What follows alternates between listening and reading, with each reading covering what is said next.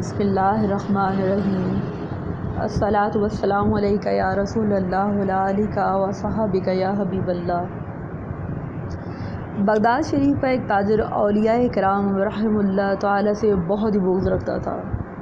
ایک روز حضرت سیدنا بشر حافی علیہ رحمۃ اللہ کو نماز جمعہ پڑھ کر فوراً مسجد سے باہر نکلتے دیکھ کر دل میں کہنے لگا کہ دیکھو تو صحیح، یہ ولی بنا پھرتا ہے، حالانکہ مسجد میں کا دل نہیں لگتا، جبھی تو نماز پڑھتے ہی فوراً باہر نکل آئے۔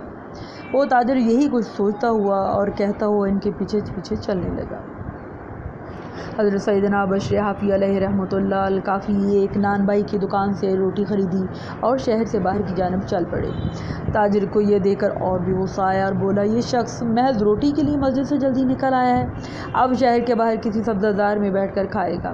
تاجر نے توقع جاری رکھتے ہوئے یہ ذہن بنایا کہ جو ہی بیٹھ کر یہ روٹی کھانے لگے میں پوچھوں گا کیا ولی اللہ ایسے ہوتے ہیں جو روٹی کی خاطر مسجد سے فوراً نکل آئیں۔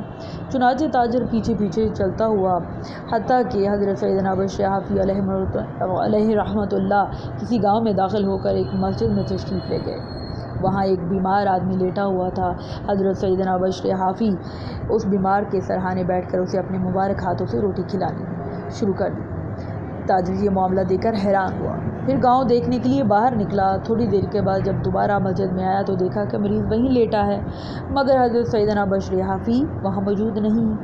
اس نے مریض سے پوچھا کہ کہاں گئے ہیں؟ اس نے بتایا کہ وہ تو بغداد شریف تشریف لے گئے ہیں۔ تاجر نے پوچھا، بغداد یہاں سے کتنی دور ہے؟ وہ بولا 40 میل۔